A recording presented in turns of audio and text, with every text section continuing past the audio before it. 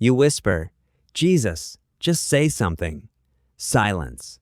No voice. No skywriting. No verse that leaps off the page like it was picked just for you. You needed direction on the relationship, the job, the diagnosis, the decision you've rewritten in your head 50 times, and heaven, apparently, is not returning your calls. So the accusations start turning inward. Did I do something wrong? Am I not spiritual enough? Maybe he just doesn't talk to people like me. Here's a different possibility. Jesus isn't silent. You've been listening for the wrong thing. Recognition, not volume.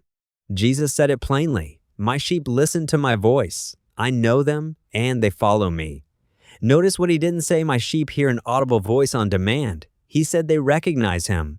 That's not the same skill. Think of a crowded room, dozens of conversations blurring together, and then your best friend's laugh cuts through the noise. You don't turn because it was loud. You turn because you know that sound.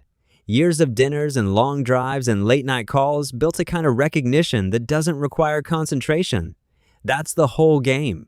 You don't learn to hear Jesus by turning up the volume of your prayers. You learn by spending enough time in his company that his voice stops sounding like static. Stop hunting for the formula. Somewhere along the way, a lot of us started treating prayer like a lock we hadn't picked yet. Maybe if I pray longer, maybe a 3-day fast, maybe 5 a.m., maybe the right words in the right order.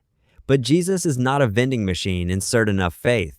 Receive the correct answer. He's a person. Christianity was never meant to be a technique for extracting information from heaven. It's a relationship with someone who already knows you. And formulas breed anxiety, not intimacy. Did I pray it right? Was that a sign or a coincidence? Did I miss my one shot at hearing from God? That's not communion, that's decoding a locked safe. Jesus never called anyone into that kind of paranoia. He said, "Follow me, not crack my code." Learn the sound of his voice, read the Gospels.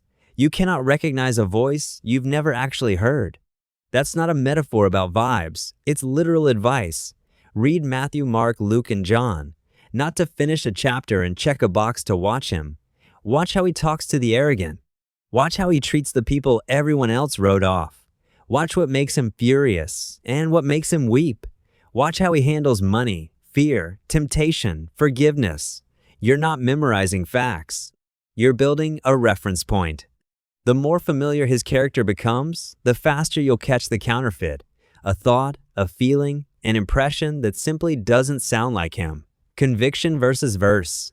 Condemnation. Learn the difference or stay confused forever. A hard thought lands in your mind and you assume, God is telling me I'm garbage. Maybe. Or maybe that's condemnation. Wearing conviction's coat, they can feel almost identical and lead to opposite places. Conviction says, this is wrong, come back. Condemnation says, you are wrong, stay away. A good doctor tells you what's wrong with you to heal you, not to humiliate you. That's conviction's job description. So instead of asking, did that feel powerful? Ask, where is this taking me? Toward humility, honesty, repentance, love? Or toward shame, panic, self-hatred, despair? Not every heavy thought is God speaking. Sometimes it's just fear wearing a costume. Be suspicious of signs. We love signs because they feel easier than wisdom. God, if I'm supposed to take the job, let me see 11:11 tomorrow. If she's the one, have her text me tonight. Can God work through circumstances? Sure, but your brain is a pattern-finding machine, and it goes into overdrive the moment you're emotionally invested. Suddenly, a random number feels prophetic. A song on the radio feels like a memo from heaven. That's not necessarily God. That's a desperate mind grading its own homework. Don't bet your life on one strange coincidence. Check it against Scripture. Check your motives. Ask people who love you enough to tell you the truth. Give it time. Real guidance doesn't need you to rush. Silence isn't the same as absence. This is the hard one.